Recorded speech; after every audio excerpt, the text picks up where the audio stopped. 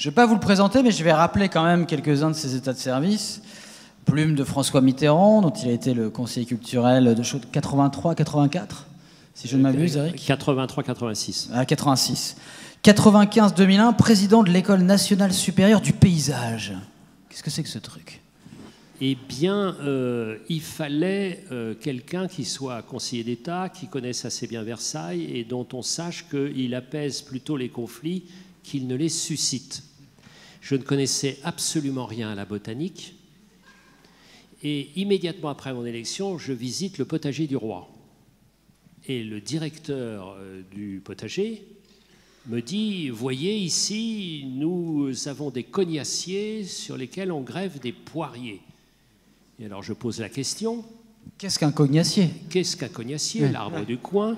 Et surtout, non mais attendez, parce qu'il faut lui dire, vous savez, il faut lui dire, parce qu'il faut participer à la culture des journalistes. Et donc, non, mais ce qui est bien avec lui, c'est qu'au fond, vous voyez, je pose cette question, c'est la pédagogie d'Éric Orsena, c'est-à-dire que je pose une question, voilà, je suis un ignorant en cognassier, et au lieu de me dire, mais c'est nul, etc., non, il écoute ma question, il répond. Et ça, c'est bien, il met l'élève en confiance. Il écoute, et il me dit, mais si nous ne organisons pas cette greffe du poirier sur le cognassier, le poirier est incontrôlable. Alors, je venais des cabinets ministériels et présidentiels, où les missiles passent partout, où la cruauté est permanente, où l'ingratitude est totale, et je me dis, si la seule violence est celle des poiriers, je vais choisir la botanique. Très bien, très bonne réponse. Bon, alors après, prix Goncourt des lycéens en 1988 pour l'exposition coloniale, président de la Corderie Royale. La Corderie Royale, là aussi, une petite explication, Éric Orsena. Corderie Royale, c'était... C'est plus les cognassiers, là. Non, c'était un discours avec François Mitterrand, et il me dit, est-ce que vous connaissez la Charente-Maritime? Alors, je lui dis non. Et là, j'ai vu s'éloigner ma dernière chance d'être secrétaire d'État. Alors, et comme le président Mitterrand avait une certaine vision pédagogique aussi, il m'a dit, bah, vous allez voir ce que c'est. Et là, j'arrive à Rochefort, merveilleux endroit, la Corderie Royale, qui est un endroit très passionnant et qui d'ailleurs rappelle ici cette question du patrimoine, parce que les toits, par exemple, de l'immense Corderie Royale, il faut savoir qu'un arsenal, pour un arsenal, la corderie est extrêmement importante, puisque sur un bateau genre Rackham-le-Rouge, genre l'Hermione, il y a 45 km de filins de tout diamètre. Donc la corderie est extrêmement importante. Donc c'est le bâtiment classique le plus long de France, 373 mètres de long. Et il y a un toit avec des tuiles et des ardoises. J'ai évidemment posé la question, pourquoi cette double couverture? Et il me fut répondu, avec bonheur, parce que la France du Nord est celle des ardoises, la France du Sud est celle des tuiles. Le bâtiment royal doit incarner l'unité du royaume. Superbe.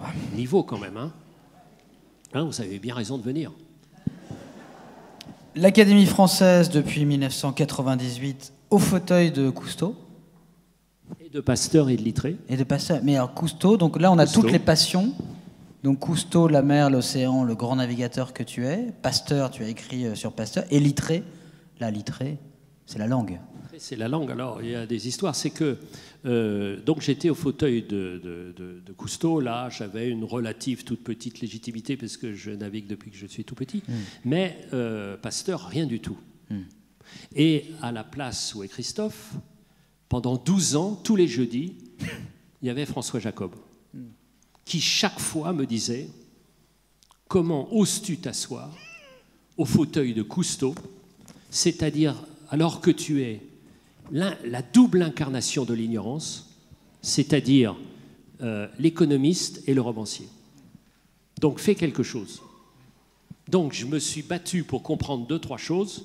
J'ai écrit la biographie de Pasteur et l'Institut Pasteur a eu la folie de me nommer leur ambassadeur, c'est-à-dire d'expliquer ce qu'ils font. Ce qui est absolument passionnant quand on est un peu curieux comme moi, Imaginez que ma dernière visite, c'est celle du laboratoire de Thomas Bourgeron, qui est celui qui est qui dirige une des 2 ou 3 équipes qui repère les combinaisons de gènes qui sont à l'origine de l'autisme et qui sont l'exacte incarnation de la nécessité de la transdisciplinarité pour comprendre un peu quelque chose aux infinies interactions qui sont le réel même. Donc vous voyez, mon boulot, c'est de faire un peu des rencontres pour essayer de trouver un peu d'argent et surtout de faire comprendre. Et je passe beaucoup moins de temps à l'Académie française qu'à l'Académie des sciences, donc je suis devenu une sorte de vulgarisateur parce que je suis absolument passionné par ces questions de science. Et c'est comme ça que j'essaye de prendre un domaine de savoir après l'autre. Et en ce moment, par exemple, j'ai un professeur de géologie qui a un nom formidable, puisque ce professeur de géologie, avec qui on va faire l'histoire de la Terre en 60 pages, pas évident, il s'appelle, géologie, Pierrick Graviou. J'y peux rien. On me dit, mais où vas-tu chercher tout ça? Rien. C'est le réel. Le réel. Bon, de nombreux livres, hein, je ne vais pas tous évidemment les énumérer. Erik Orsena, je parlais de Voyage au pays du coton, de cette intégrale africaine, de l'avenir de l'eau, Sur la route du papier, un livre sur la fabrique des mots. Les 2 derniers, donc La vie, la mort, la vie, Louis Pasteur, vous venez d'en parler, L'origine de nos amours, et plus récemment, la géopolitique du moustique. On en parlera tout à l'heure, mais je voudrais qu'on commence par La Fontaine, parce que vous êtes devenu, avec cette émission de France Inter, devenu un livre chez Stock, l'ambassadeur, vous êtes ambassadeur, multi-ambassadeur, mais l'ambassadeur de La Fontaine. Et ce qui est très intéressant, d'ailleurs je signale à l'auditoire que vous avez une exposition au Palais du Gouverneur, il y a Terre humaine, mais il y a aussi derrière un rideau rouge, une exposition de livres un petit peu licencieux, dont les contes galants de La Fontaine. Et il y a un rideau rouge parce que c'est pas pour les enfants, mais vous pouvez aller voir. Et justement, c'est ma première question à Erik, au fond. La Fontaine, on connaît ses fables, mais vous parlez dans ce livre de ses contes galants. Il ne se réduit pas aux fables, La Fontaine. Alors, il se trouve que La Fontaine est notre compagnon depuis que notre grand frère ou petit frère, depuis que nous sommes tout petits, avec les fables, mais on ne sait pas qui c'est, et on ne sait pas qu'il a écrit beaucoup de choses. Parce que lui qui se présentait comme un formidable paresseux, lui qui répondait à son père qui l'engueulait de ne rien faire, il disait mais pas du tout. Écoutez bien ce qu'il disait à son père, je consomme les heures. C'est admirable. Et donc il a écrit énormément pour un paresseux, comme souvent ceux qui se disent paresseux, puisqu'il a quand même écrit 243 fables et 60 contes. Alors, comme nous sommes ici entre adultes consentants, est-ce que... En principe. Enfin, les autres vont partir.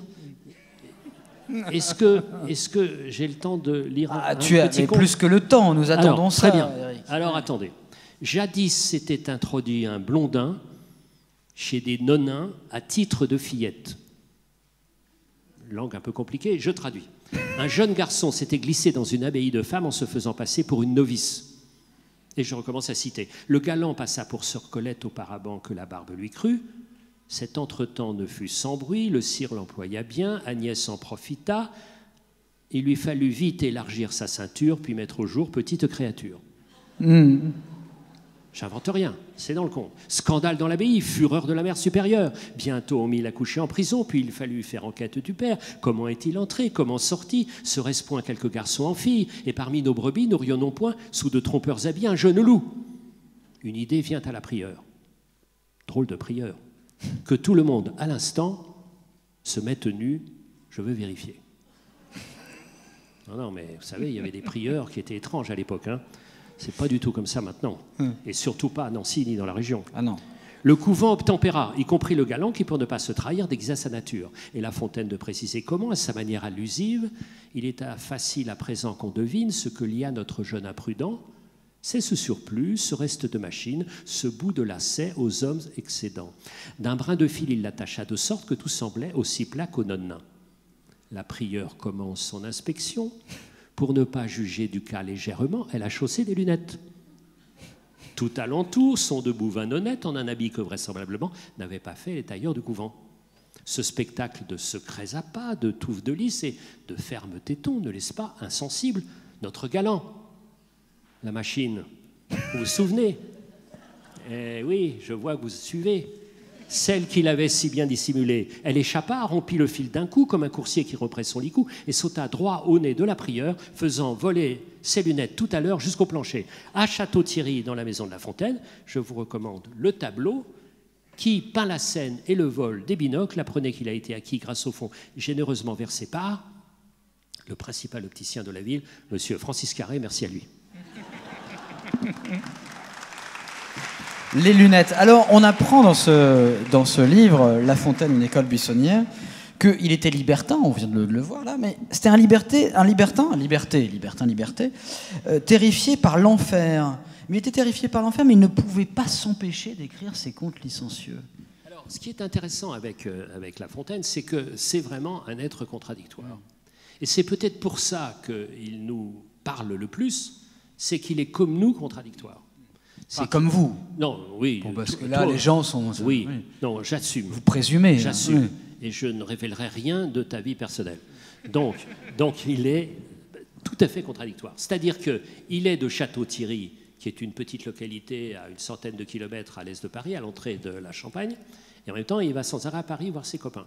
D'un côté, il est marié avec une jeune Marie, et de l'autre côté, il a des tas d'amis qui sont à Paris. Il faut savoir qu'il est très très porté sur l'affaire et pas forcément dans la subtilité. Hein. C'est une sorte de Strauss-Kahn de la poésie quand même, on peut dire.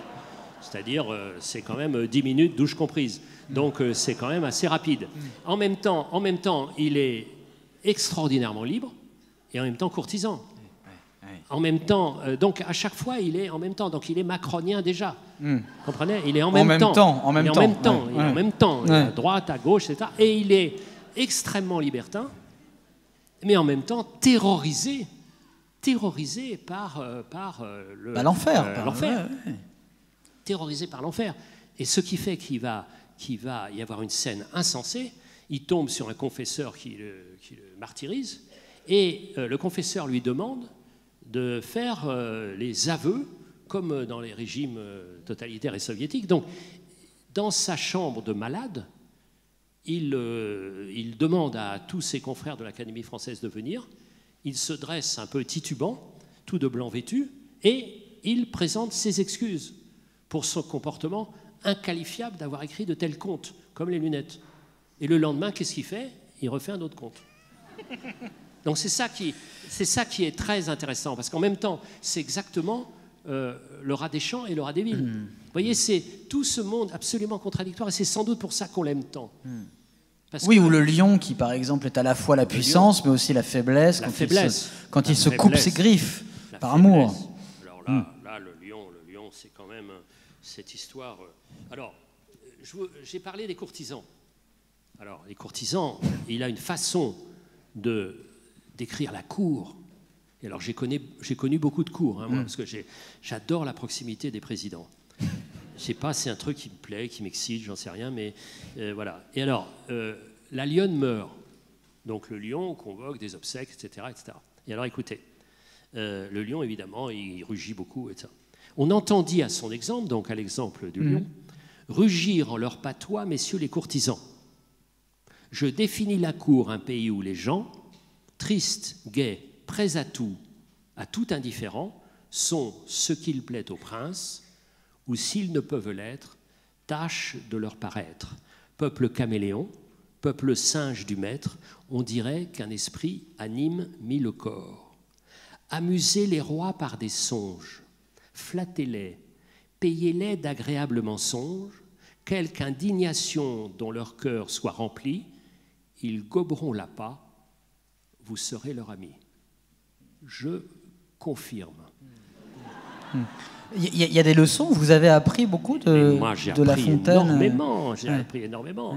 Jamais j'aurais eu cette carrière glorieuse si je n'avais pas appris La Fontaine.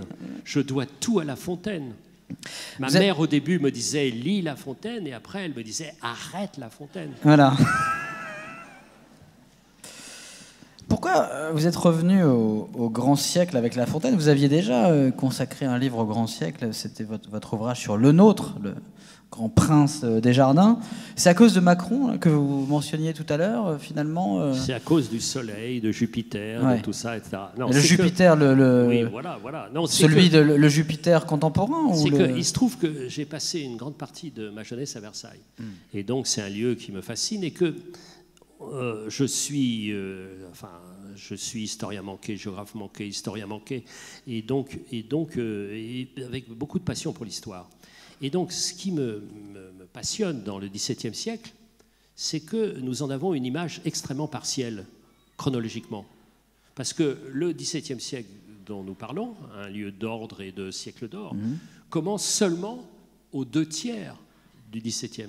Et avant, c'est des guerres civiles et c'est des guerres de religion. Et ça commence à la prise de pouvoir par Louis XIV en 1661. Donc je suis passionné par ce siècle où quand même tout bascule, à la fois de lumière, d'ombre, de cruauté, qui s'arrêtera avec la révocation de l'édit de Nantes. Ouais. Et donc avec Madame de Maintenon, tout ça. Donc ça m'intéresse énormément de raconter ça.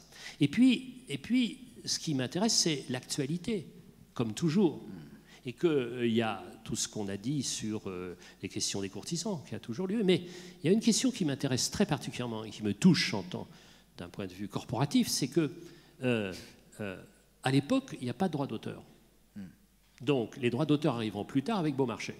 Donc, ou vous avez de la fortune personnelle, ou vous devez être le domestique d'un puissant qui va vous rémunérer pour vos écrits. Qui le flatte, généralement. Et qui évidemment, le flatte. Voilà.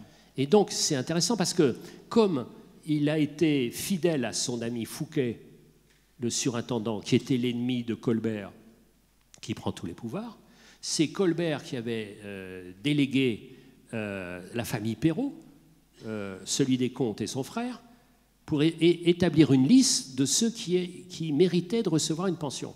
Et lui, évidemment, n'était pas sur cette liste. Donc, toute sa vie, il a été extrêmement pauvre. Voyez. Donc, il était blacklisté, comme on dit aujourd'hui. Il était complètement blacklisté et il n'était pas sur ces listes-là.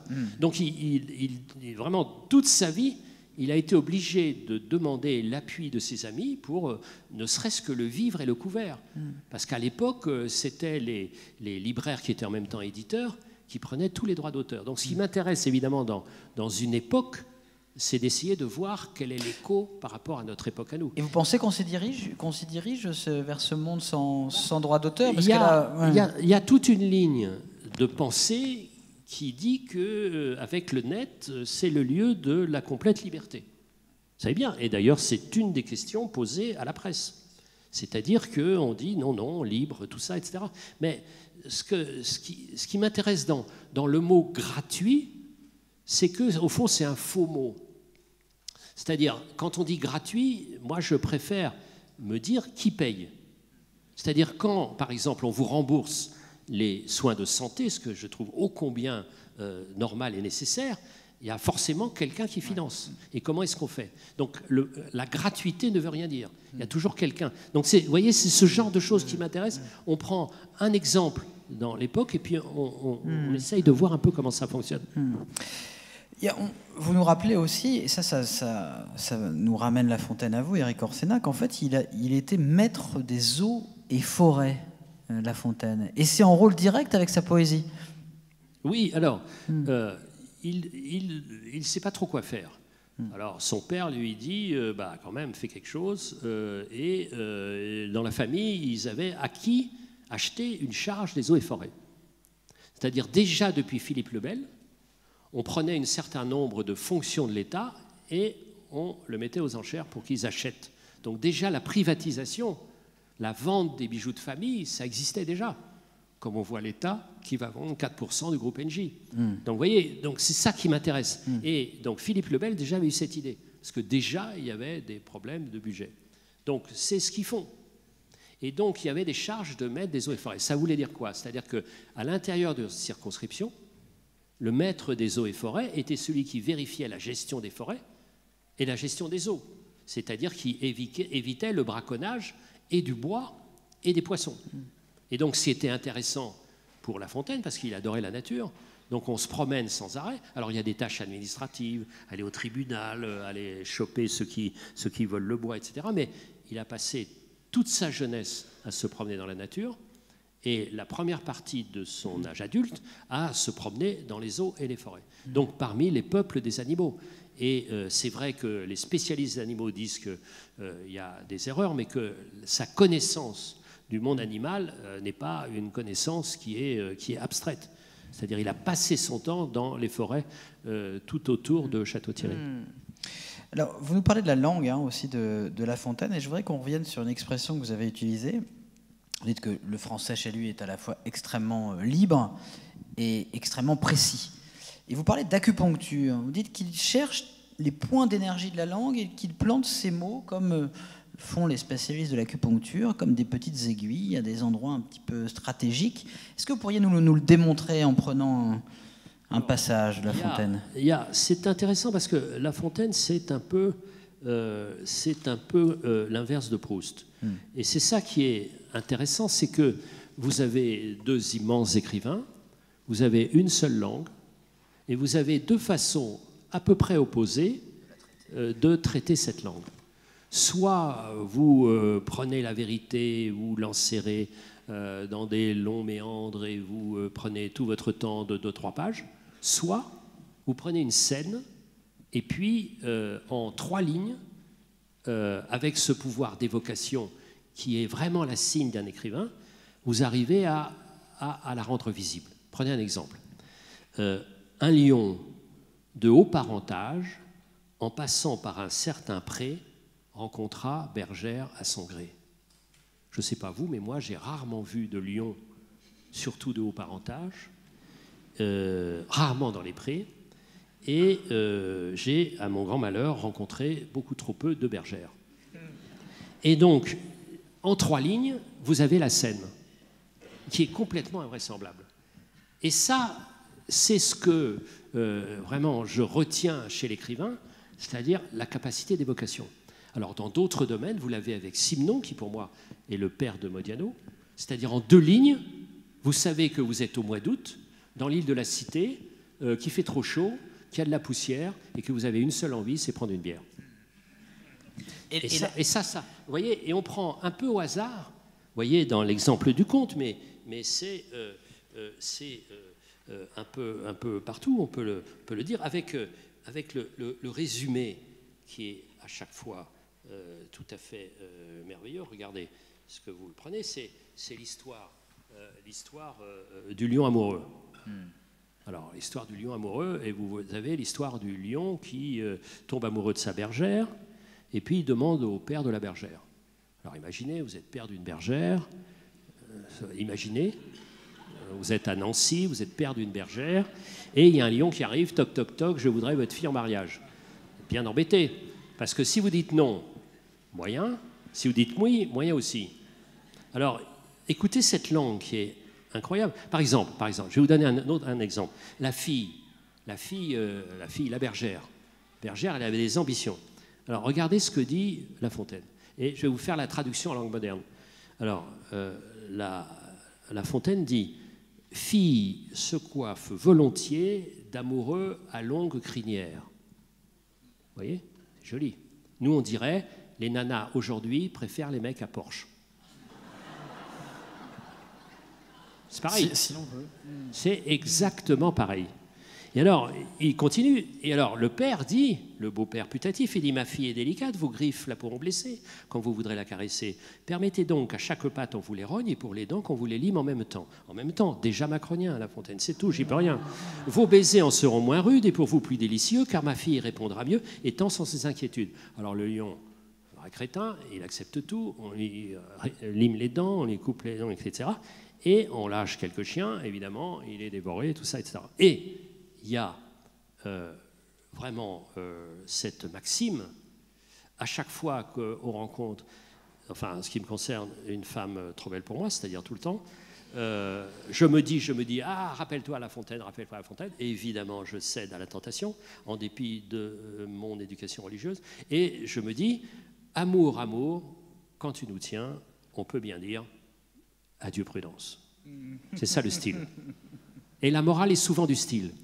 Vous savez, il y a des poètes qui m'ont appris des choses incroyables. Par exemple, la distinction, c'est ça la précision. La distinction entre la volonté et l'énergie. La volonté, quand quelque chose va mal, vous serrez les dents et vous continuez. L'énergie, vous essayez de regarder pourquoi ça va mal. Et vous essayez d'arracher en vous la raison qui fait que ça va mal. Alors, la volonté a quelque chose à voir avec la mort, alors que l'énergie, c'est pure vie. Vous voyez, c'est ce genre... C'est ça l'acupuncture. C'est ça l'acupuncture. Vous voyez, c'est la distinction par le mot précis. Et quand on dit « Ah, il y a trop de mots dans la langue », moi je veux bien, mais enfin, on peut aussi se nourrir avec des pastilles et des gouttes à gouttes. Hein? Eh bien non, ça c'est de la survie. Et la survie n'a rien à voir avec la vie. Comment vous expliquez, Éric, il a été populaire immédiatement, La Fontaine, et ça ne s'est jamais démenti. C'est un des rares cas, parce que Proust, il a fallu du temps, par exemple. Jamais démenti. Alors, évidemment, j'ai posé la question, et je me suis posé la question à moi-même, c'est que d'abord, il faut savoir que les fables, notamment, et les contes aussi... Parce qu'on n'en connaît que quelques-uns, très peu, c'est toujours les mêmes. Une quinzaine, et il y en a 230 en plus. Donc, et vous plongez, et parfois c'est un peu long, donc, et vous trouvez que des bonheurs. Un bonheur d'écriture, ça veut dire quoi? C'est aussi la vérité. C'est-à-dire, un bonheur d'écriture, ça veut dire que ça touche juste. Encore l'acupuncture. Toujours l'acupuncture. Vous voyez, donc c'est... et pourquoi est-ce qu'on est tellement... on a été pris par La Fontaine tellement? Alors, une des raisons peut-être, et tous les âges, je vais beaucoup dans les classes, et puis je vois les anciens, etc., dont je suis, ils sont toujours passionnés. Une des raisons, me semble, c'est qu'il n'y a pas de puissance pour toujours, dans aucun des personnages.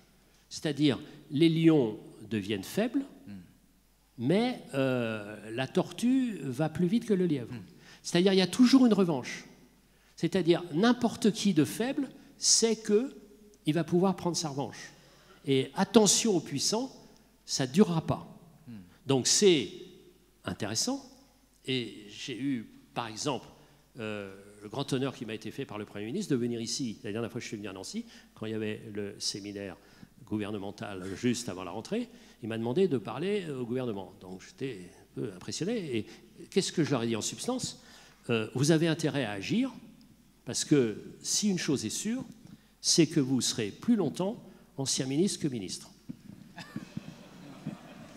Et là, avec une fable à l'appui, ou il n'y a même pas eu besoin? Non, mais un net déclin de ma popularité. Oui, c'est-à-dire que quoi, ça marche encore, siècle après siècle. Au fond, il a touché ça marche les règles du jeu humain, quoi. Toujours, parce qu'on me dit, mais les courtisans, mais partout il y a des courtisans. Au point, il y a des courtisans. Ah non, au point jamais. Non. Au point, il n'y a pas de courtisans. Au point jamais. Mais à l'Express et à l'Obs, il y a des courtisans. C'est ce qui fait le succès du point. Mais évidemment, il n'y a pas de courtisans. À la mairie de Nancy, il n'y a pas de courtisans. Dans les couples, il n'y a pas de courtisans. Nulle part, il y a des courtisans, sauf dans ma vie. Et c'est pour ça que je prépare un livre, puisque j'ai un grand sens commercial. Je prépare un livre qui va s'appeler l'Encyclopédie de la flatterie. Ah, je croyais que c'était le dictionnaire des couleuvres. C'est le tome 2. Ah oui. Les couleuvres qu'on avale. Le tome 2. Alors, il y a l'encyclopédie de la flatterie déjà. C'est-à-dire pour garder son poste ou pour monter, il faut flatter. Et moi, j'ai entendu des flatteries hallucinantes quand j'étais à l'Élysée. Flatterie. Alors. Par exemple,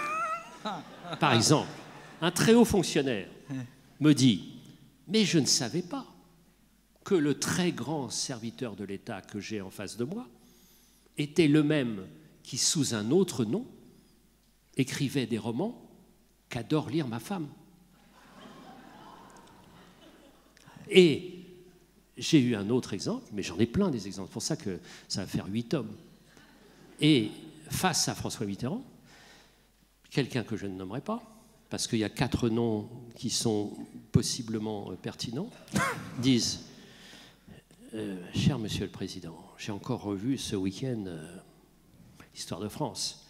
Et franchement, à part Louis XI, Louis XIV, Napoléon, Clémenceau, je vois personne d'autre que vous. Et plus c'est gros, plus ça marche. Plus c'est gros, plus ça passe. Parce que je me disais, celui-là, il ne va pas avoir son marocain qu'il souhaite depuis toujours, ou sa Légion d'honneur, machin, etc. Et des humiliations, vous en avez entendu des belles Et des humiliations, c'est extraordinaire. Plus vous montez, plus vous êtes prêt à accepter des couleuvres pour ne pas redescendre. Et ça, c'est très frappant. Mais des histoires, j'en ai plein. Par exemple, un type arrive avec la Légion d'honneur. J'ai une petite Légion d'honneur, ça, chevalier, tranquille. Et il me dit, vous voyez ça ici? Alors je dis, oui, c'est la Légion d'honneur, bravo. Oui, mais vous savez depuis combien de temps il y a ça et pas ça? Alors, vous savez, la rosette, machin, il y a ça. Alors je lui dis, ben non, mais je ne sais pas. Ça fait quand même extrêmement longtemps. Alors, c'est pas pour moi, mais c'est ma mère. Et elle me dit, mais si tu es comme ça et pas comme ça, mais qu'est-ce que tu as fait de mal? J'adore ça. J'adore ça. Et alors, la gastronomie des couleuvres, c'est la même chose. C'est-à-dire, il faut que vous avaliez des trucs. Gastronomie des couleuvres. La gastronomie des couleuvres, parce que il faut bien les cuisiner. Oui, il faut bien les cuisiner. Et puis, il faut quand même il faut un estomac solide pour éviter les remontées gastriques. Donc, au fond, ils ont des qualités. C'est des qualités de savoir avaler la couleuvre. Ça, mais moi, je suis utile à la société. Qu'est-ce que vous recherchiez à vous approcher comme ça du pouvoir? Parce qu'on sent votre distance, mais on se dit, bon, c'est pas juste pour observer la société. Pourquoi vous aimez comme ça regarder les courtisans? Qu'est-ce qui vous amuse? On s'amuse, mais en même temps, a priori, on est là pour faire quelque chose. Bah ouais. Et donc, on peut de temps en temps participer à des actions. Par exemple, c'est vrai que je suis extrêmement fier d'avoir participé avec Jacques Lang à la défense du prix unique du livre. C'est-à-dire qu'il n'y ait pas 2-3 postes dans le monde, et notamment Amazon, qui puissent diminuer de 20% le prix des livres, asséchant complètement le réseau des libraires. Il va falloir s'y pencher, parce que Amazon est en train de vendre des livres d'occasion qui sont parfois, et là pour le coup à des prix d'occasion, c'est parfois. Donc du coup, il contourne la loi. Donc, le pouvoir est là. Ouais. Quand par exemple vous vous retrouvez en Arles où il y avait une rencontre des traducteurs et que vous posez la question en disant est-ce qu'il y a un grand prix national de la traduction? On vous dit non, il y a un grand prix pour le cirque, tout ça, et pas des traducteurs. Eh bien, vous dites à quelqu'un qui est là et vous dites tu montes à la tribune et tu vas dire maintenant il y a un grand prix, le président a décidé qu'il y a un grand prix national de la traduction. Il a dit, mais le président n'a pas décidé, mais moi j'ai décidé. Donc là, on est content. Voilà. Et vous avez avalé des couleuvres, vous Sans arrêt. On dirait, j'avais été élevé par les eudistes, qui sont des sortes de sous-jésuites. Les zadistes oui, donc j'avais appris. Non, pardon. Mais non, je pensais aux autres. Oui, j'avais appris des trucs, bien sûr. Bien sûr. Mais quand. Okay. Alors, ça veut dire qu'on peut agir aussi. C'est ça le pouvoir. Donc vous en attendez quelque chose, quand même. Le pouvoir, on attend quelque chose pour agir. Et c'est vrai qu'on peut attendre quelque chose pour avoir des postes. Vous relisez Saint-Simon, où il y a tous ces mécanismes-là de cours, où c'est absolument magnifique, mais c'est partout pareil. Non, ce qui m'intéresse, moi, dans le pouvoir, c'est que c'est une sorte de concentré de vie. C'est que quand vous êtes romancier, pourquoi vous êtes romancier? Parce que vous êtes romancier d'abord parce que ce qui vous passionne le plus, c'est le métier de vivre, comme disait Pavese. C'est-à-dire, qu'est-ce que c'est? Il a mal fini. Hein. C'est la machine. Donc il y a une sorte d'accélération de la vie, toutes les tensions de la vie, toutes les occasions de trahir, mais en même temps toutes les occasions de faire des choses utiles. Donc, vous voyez, et donc vous êtes dans l'intensité même, comme des gens qui préfèrent un mariage tranquille et d'autres qui sont dans la passion, ce qui n'est pas contradictoire, parce que la passion peut arriver n'importe quand. Donc finalement, il y a quand même du mérite. Ce dont je ne sais pas si je vous le souhaite ou non. Oui. Donc il y a du mérite à avaler les couleuvres, finalement. Oui. Finalement, si c'est pour agir après, c'est une sorte d'endurance aussi. C'est maintenant qu'il faut faire. Il faudra les célébrer aussi. C'est maintenant qu'on peut faire à un moment donné. Au fond, qu'est-ce qu'on a fait? C'est-à-dire, c'est ça l'idée. L'idée, c'est de... si vous êtes puissant, quel que soit l'endroit où vous êtes, pour juste apposer votre signature à l'air du temps, ça ne sert à rien. Par exemple, toi, tu es patron d'un des grands organes de presse. L'idée, c'est de faire évoluer le point, c'est-à-dire d'ouvrir les fenêtres sur une réalité qui jusqu'à présent était devenue opaque.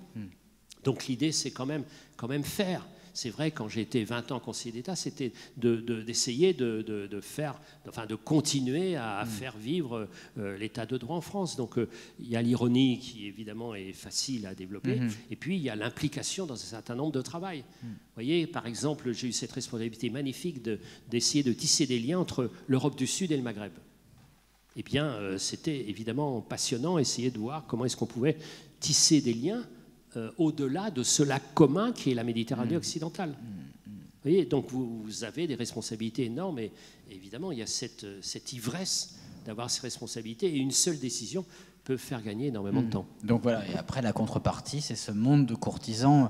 Ça fait longtemps que La Fontaine, enfin c'est depuis l'enfance comme tout le monde, cette passion-là, ou vous en êtes aussi servi? Est-ce que pendant toutes ces années avec Mitterrand, etc., vous trouviez quelques leçons chez La Fontaine? Est-ce que c'est vraiment un auteur qui, pour vous, c'est le vade-mecum parfait? Il y a quelques auteurs qui sont comme ça, qui accompagnent toute une vie. Il y a La Fontaine. Et La Fontaine aussi, quand vous avez un métier d'écriture, puisque j'étais conseiller culturel, mais en même temps la plume principale du président pendant 3 ans, donc vous avez intérêt à revenir un peu aux fondamentaux de la langue. Et alors, c'est vrai que les plus grands stylistes pour moi, c'est Tocqueville, La Rochefoucauld, Buffon. Encore les animaux, Buffon. en fait. Tout à fait, les animaux. Ouais. Les animaux, Buffon, La Fontaine, bien sûr, qui sont là. Et on retrouve cette façon de rendre la pensée extrêmement énergique. Et les grandes formules de politique sont des armes. On l'a vu dans un débat, une phrase... Des armes. Un seul mot. Ouais. Quand on voyait que De Gaulle, en 68, dit « la chienlit c'est terminé. Quand Mitterrand a cette phrase formidable, alors qu'il y a une bataille pour savoir s'il fallait réarmer la frontière avec l'Union soviétique, il a cette formule inouïe en disant « les pacifistes sont à l'ouest, les missiles sont à l'est. » C'est fini. C'est-à-dire, à un moment donné, une arme, une seule phrase. Churchill, une seule phrase. Mais vous citez des gens qui lisaient. Oui. Des hommes d'État qui lisaient. C'est vrai que pendant un temps, on avait oublié en France. On voit que les tweets, c'est contraire à la pensée. Ou alors, ils font un talent inouï dans les tweets, comme ça. Et donc, on voit que c'est négatif comme influence. Mais un mot, c'est évidemment une arme, positive ou négative. Et donc, c'est ça qui est passionnant quand vous êtes près d'un chef d'État ou d'un responsable de n'importe quoi, ou un enfant. Vous avez en classe, par exemple, quand vous allez dans une classe, alors ça m'arrive tout le temps, alors ils disent t'as l'air vieux et tout ça, mais enfin, t'as l'air des trucs. Alors d'ailleurs, ils me disent des phrases formidables, ils disent mais attends, t'es pas écrivain, toi. Et pourquoi je serais pas écrivain? Parce que t'es pas mort. Ou alors, il dit... Hein, c'est vrai, non mais moi, les écrivains, quand j'ai... écoute, bon, d'accord, t'es pas mort, tu bouges un peu, t'as plus de cheveux, les restes sont blancs, etc. Enfin, bon, mais alors, si t'es pas mort, alors t'es un classique ou non? Parce que les seuls qui, tout ça, donc contradictoire et tout ça. Mais quand on leur trouve une phrase pour essayer de leur expliquer, concentrer, ils me disent, mais... « Oh, monsieur, mais franchement, la langue française, c'est trop dur. » Je lui dis, c'est comme le foot. Comment comme le foot? Oui, moi, j'ai une façon, moi, de rendre le foot vachement plus facile. Ah bon, comment tu fais, monsieur? Tu mets les mains. Oh, monsieur, c'est pas le foot. Et pouf, ça marche. Vous voyez? Ou alors on leur dit, mais dites-vous bien que dans la vie, il y a plus de possibles qu'on ne croit. Vous n'êtes pas prisonnier de ce que vous pensez être. Il y a plein d'autres choses. Et pof, on a l'impression que sur 30, il y en a 7-8 qui a une petite lueur. On est dit, tiens, on va avoir peut-être un moment donné, on s'en souvenir. Donc ça, c'est des moments de... Ça, c'est l'acupuncture. Tu vois, une vie, quand on voit une vie, c'est une dizaine de moments où tout s'est joué. Tout le reste, c'est du remplissage. Et moi, ça me fascine, ça. Être dans l'aiguillage, c'est du ferroviaire. Ça a été quoi les grands moments d'Éric Orsena, les 10 moments, enfin pas les 10, parce que la vie n'est pas terminée, puisque vous êtes un écrivain pas mort. Puis immortel. Mais voilà, et immortel. Et immortel. Donc ça va faire plus de 10 moments. C'est quoi les 10 grands moments avant de revenir à La Fontaine? Parce que c'est intéressant de voir une vie comme ça, juste des moments. Le moment, c'était, je me souviens très très bien, j'avais 10 ans, j'habitais rue de Vaugirard, au coin du boulevard Pasteur déjà. J'avais préparé mon affaire. Et donc, je regardais des gens passer dans la rue. Et c'était le dimanche, et on avait invité toujours les mêmes amis, toujours aussi chiants.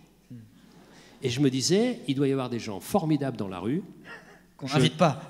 Je les rencontrerai un jour. Et alors, j'ai dit ça à ma mère. Un jour, elle me disait, mais pourquoi tu bosses tout le temps?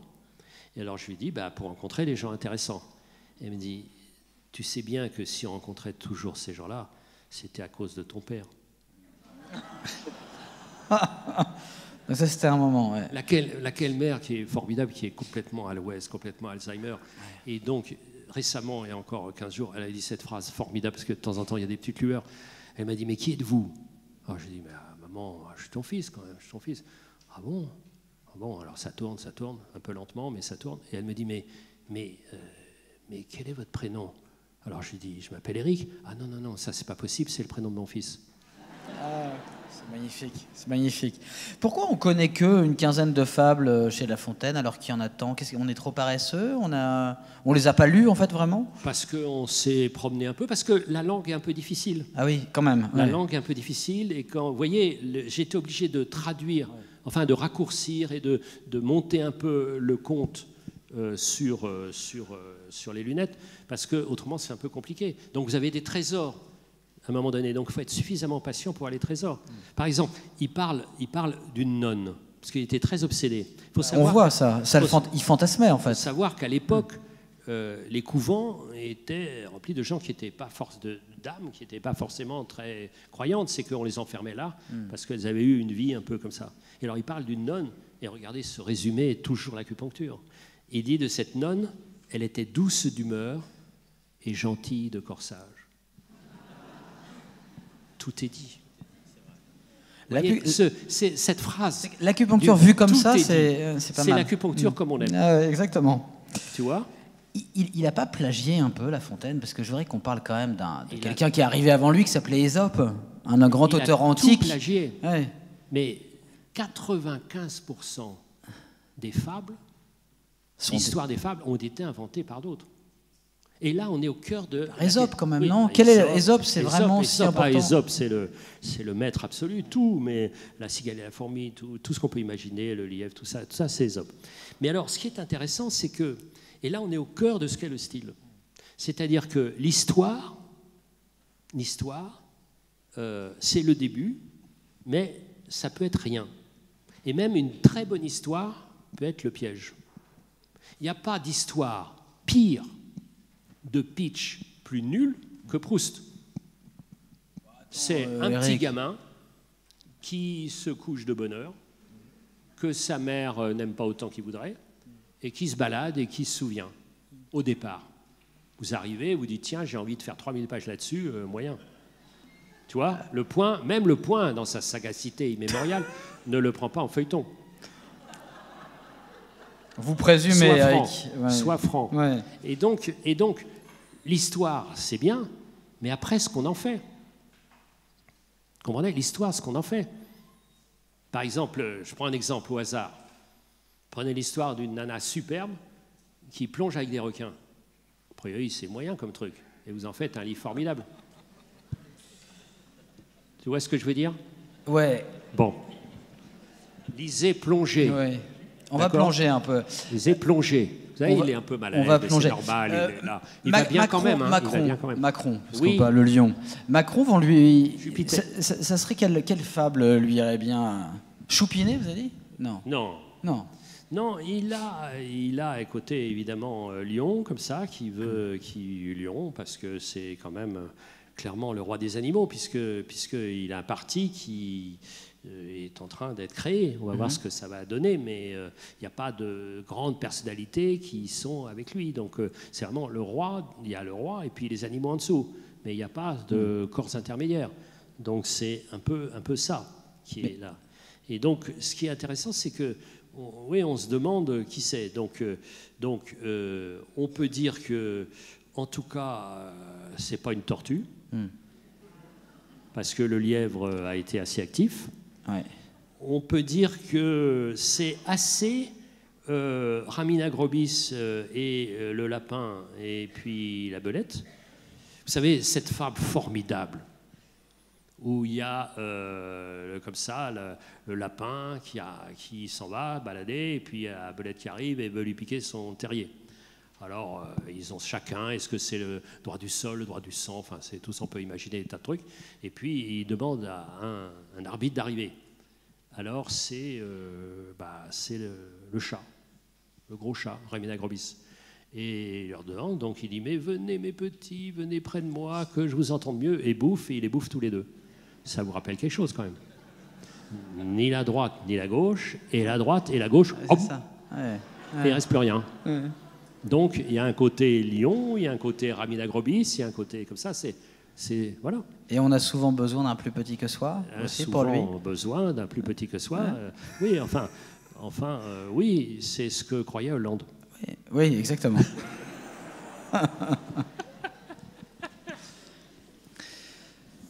La leçon de La Fontaine, c'est aussi la vigilance. C'est pour ça que c'est plaisant. Vous l'avez cité. Rien n'est acquis. En fait. Même le plus grand pouvoir... Rien n'est jamais acquis. C'est ça qui est vraiment peut vaciller. Rien n'est jamais acquis. Rien n'est jamais acquis et c'est l'affaire du lion sans arrêt. On peut toujours tomber malade et tout ça. Donc, il y a cette fragilité-là qui plaît aux enfants. C'est-à-dire que même les adultes, ils peuvent être complètement ridicules. Et que même quelqu'un de très fort, il peut être faible. C'est David et Goliath, c'est déjà dans la Bible, comme tout est dans la Bible. Et donc, il y a déjà ça. Donc, ça veut dire que tout est... Et alors... Ce qui est bien intéressant aussi, c'est que La Fontaine est comme nous l'homme des contradictions et l'homme aussi des métamorphoses. Il change sans arrêt. Et je me suis bien réfléchi à ces questions. Et il se trouve que professionnellement, moi, je suis assez spécialiste des questions d'eau. Je m'occupe d'un fleuve des grands clubs du monde, un club des grands fleuves du monde, et donc ce mécanisme-là. Et donc, La Fontaine est vraiment le lieu de ces métamorphoses, exactement comme l'eau. Parce que La Fontaine, c'est quand même son nom. Et le nom, il vous habite. Moi, mon pseudonyme me vient de Gracq. Et depuis que j'ai ce pseudonyme, je suis beaucoup plus géographe qu'avant.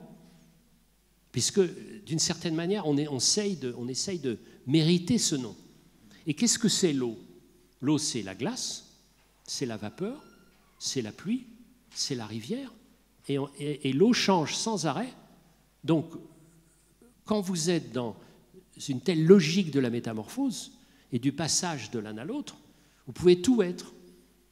Un humain, un animal, un puissant, un faible, un courtisan, un libre, un libertin, un religieux. Vous voyez, c'est ça qui... Une cigale, une fourmi. Une cigale, une fourmi, tout ce que tu veux. En même temps. Vous avez découvert comment il travaillait, justement, on l'a dit, il se promenait beaucoup dans la nature quand il était maître des eaux et forêts. Il travaillait comment pour avoir toutes ces... Soit quand il piquait pas chez Ésope, il travaillait comment pour observer... Alors d'abord, il voulait absolument qu'on considère qu'il foutait rien. Ah oui, la désinvolture était... Et il voulait pas. Et alors, il choisit l'inscription suivante qui doit être sur sa tombe. Écoutez ça. Jean s'en alla comme il était venu, mangea le fond avec le revenu, tint les trésors, chose peu nécessaire. Quant à son temps, écoutez bien, quant à son temps, bien le sut dispenser, deux parents filles dont il voulait passer, l'une à dormir et l'autre à ne rien faire. Sauf que 243 fables, 60 contes, je répète, et puis des tas de textes magnifiques, dont Psyché et Cupidon, qui est un long poème d'amour qui est absolument sublime. Mais là, repris à l'Antiquité aussi, donc transformé par la magie de la langue. C'est pour ça que dans la bataille des anciens et des modernes, il est ancien alors qu'il n'y a pas plus moderne que lui. Donc, et c'est pour ça qu'il est si musical. Parce que qu'est-ce que la musique? Le domaine même de la métamorphose. On a un thème et puis il y a les variations. Et on passe du thème aux variations sans arrêt. C'est pour ça que sa prose est si musicale. Et j'ai eu la chance cet été immense, que je vais continuer, d'être invité par le chef d'orchestre William Christie en son festival de Vendée. Et nous avons fait un spectacle avec 2 chanteuses, d'ailleurs sublimes, mais ça c'est personnel, enfin dans mes rêves les plus fous, et puis des musiciens, puisqu'il y avait une flûtiste, un violoncelliste, une violoniste et un théorbiste, et on a fait une alternance de textes de La Fontaine et de musique. Et c'est extraordinaire à quel point il n'y avait pas de frontière entre les mots de La Fontaine et puis la musique.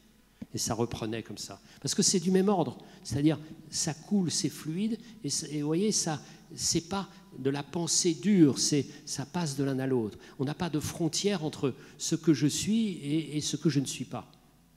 Voilà. Et donc ça a été un moment merveilleux. Donc on est en train de préparer un spectacle un peu plus important avec la Philharmonie à Paris. Ah oui. Et puis les arts florissants. Les arts florissants. Les arts florissants.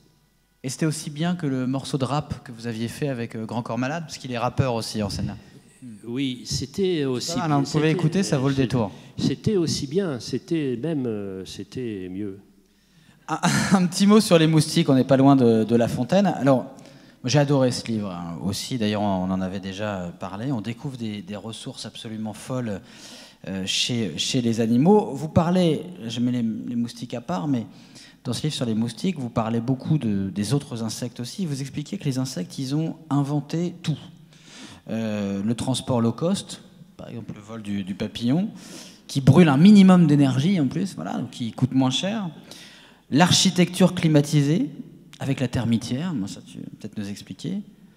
Le recyclage, avec la bave du Bombix, encore un papillon. Et puis l'éclairage, évidemment, avec la bioluminescence. Je voudrais que vous nous parliez de l'asticothérapie. J'ai découvert ça aussi, invention d'avenir pour la santé. C'est formidable, les asticots. Alors, il y a plusieurs sortes de mouches et donc plusieurs sortes d'asticots. Et il faut faire très attention quand vous entrez en relation amicale avec un asticot. Même si on a souvent besoin d'un plus petit que soi. D'un asticot que soi. Et donc, ou d'un asticot en soi. Parce que vous avez des asticots qui dévorent tout quand vous avez une plaie, même les tissus vivants. Et c'est ce qui s'est passé. Vous avez des formes de mouches qu'il a fallu détruire parce qu'elles avaient des asticots qui se précipitaient dans des plaies qui affectaient les animaux et qui dévoraient petit à petit l'animal entier. En fait, la rencontre devait avoir lieu à midi, mais c'était mieux après le déjeuner. Juste après le déjeuner. Et puis, vous avez des asticots qui sont extrêmement bénéfiques parce qu'ils débarrassent les plaies de toutes les régions mortes. Ce qui fait que vous avez des plaies qui deviennent extrêmement saines. Et pendant la guerre de 14, on a énormément utilisé l'asticothérapie, avec découvert par miracle. On laissait une plaie ouverte, et puis on revenait 2-3 jours après, et la plaie était saine, alors qu'elle était avant complètement purulente. Donc ça, c'est ces mécanismes qui m'ont passionné. Ça se relance, ça, Eric? Ça va se relancer? On est en train de travailler là-dessus? Ça marche très très bien. D'ailleurs, j'ai une start-up dans laquelle j'ai investi. Et si vous voulez participer autour de table, je suis prêt à vous le donner. Mais quand vous découvrez ce monde des animaux, c'est quand même très intéressant avec les moustiques. Parce que les moustiques, au fond, ils existent depuis 250 millions d'années. Et pourquoi ils existent depuis si longtemps? Premièrement, parce qu'ils acceptent d'être petits. Donc moi, à 1m73, j'ai toujours rêvé d'être grand, d'être sorte... voilà, et ben non. Donc, pourquoi être petit? Donc, ils consomment, comme tu l'as dit, très peu d'énergie. Ils bouffent n'importe quoi. Alors que nous, on est là, sans arrêt, machin, etc. Ils ne consomment pas d'énergie. Donc, ça, c'est déjà pas mal. Ils logent n'importe où. Et ils acceptent de vivre très peu. Très peu.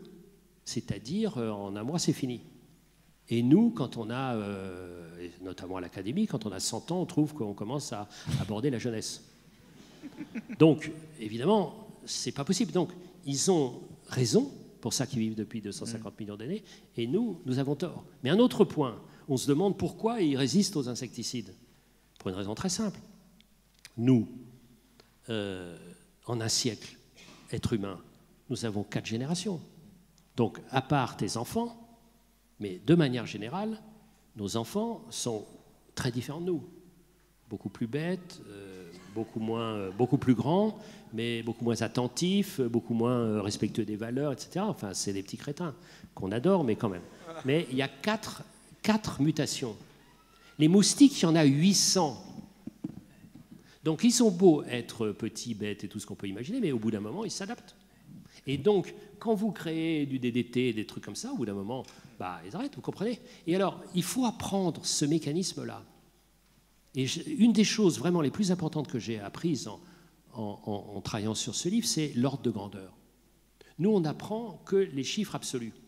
Et l'ordre de grandeur, par exemple, j'étais avec mon prof de géologie, donc monsieur Pierre Graviou, et j'étais en train de me promener sur la vallée de la Seine, et donc près de chez toi.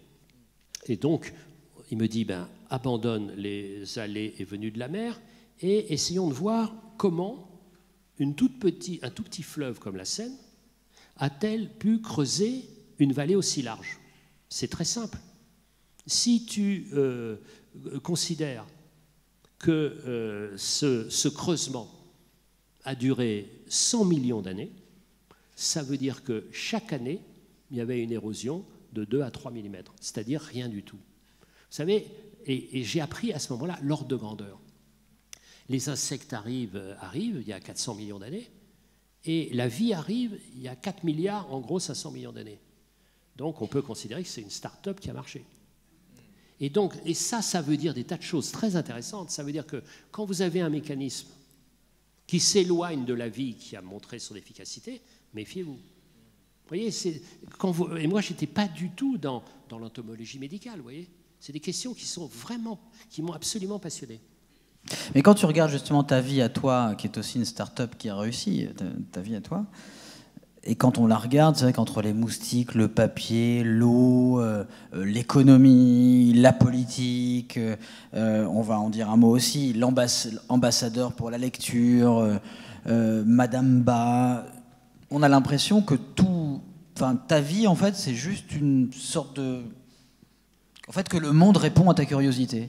Et que c'est assez génial. Et en fait, où que se porte ton attention, un truc te passionne, hop, et ça devient un livre, une enquête. Est-ce que tu te dis pas, ce qu'on se dit, vous parliez de... Oui, je suis en train de tutoyer, je vais revenir au vouvoiement beaucoup plus policé.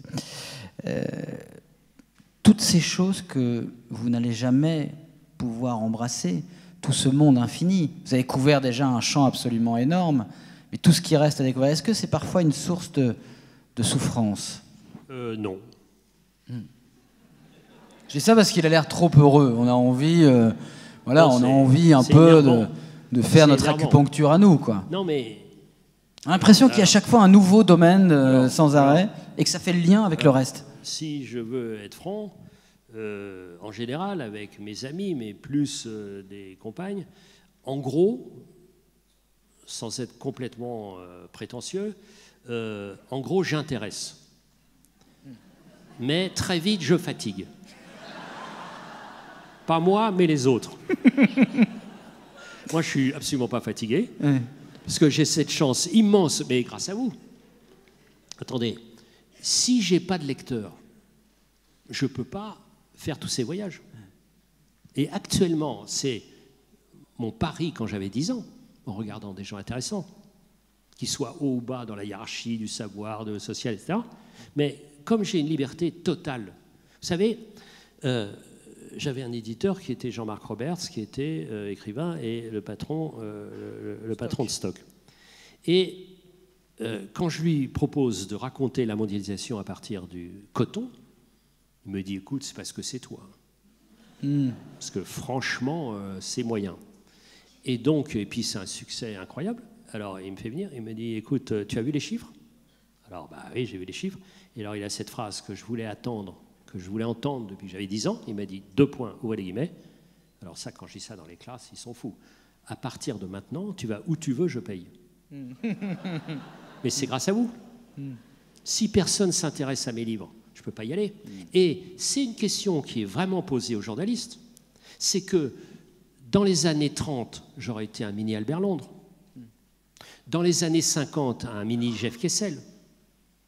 Mais maintenant, aucun journal ne peut financer 2 ans d'enquête. Donc je suis dans cette mode-là d'écriture, une sorte de reporter dans le monde entier, comprenez? Avec des réseaux inouïs de toutes sortes, puisque maintenant il y a les traducteurs, il y a tout ce qu'on peut imaginer, il y a des réseaux, par exemple des Bretons, il y a des Bretons partout.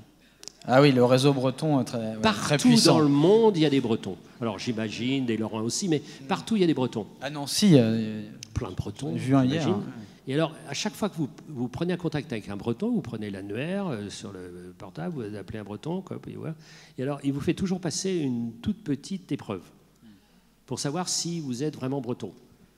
Et il dit, par exemple, que il a un oncle qui est à Paimpol dans le Léon, la province.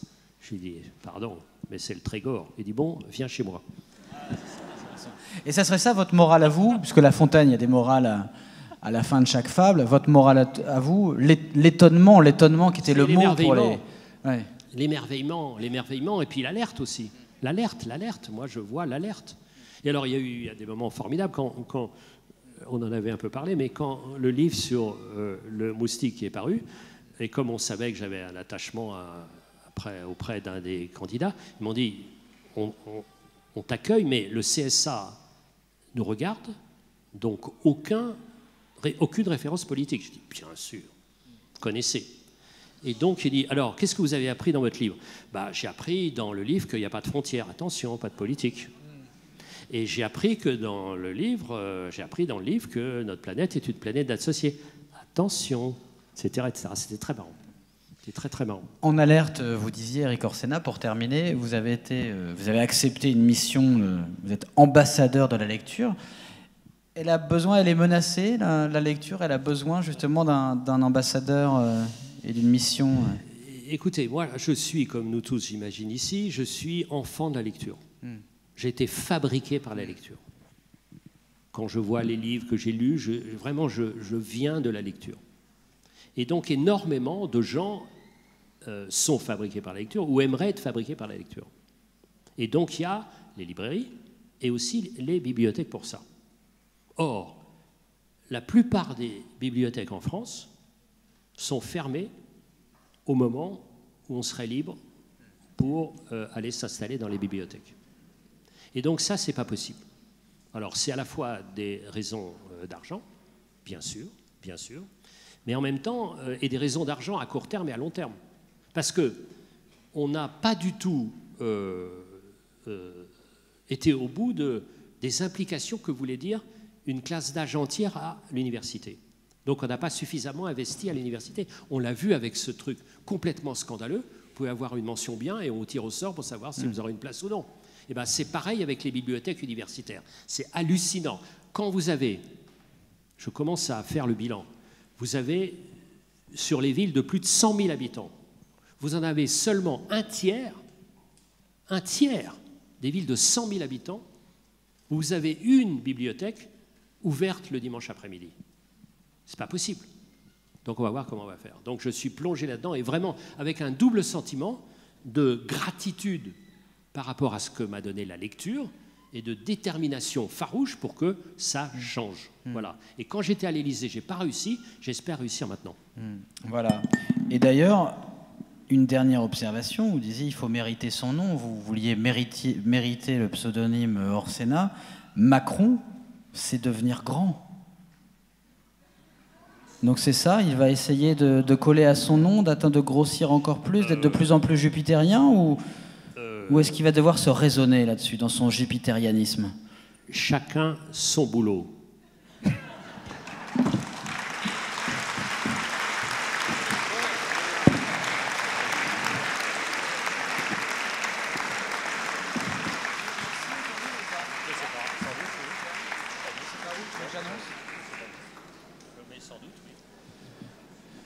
Eric Orsena va signer son livre. On ne sait pas où, chacun son boulot, donc vous vous renseignez.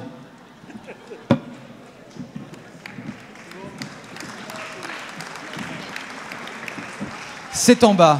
Voilà, c'est en bas. Il vous attend avec son armée de moustiques.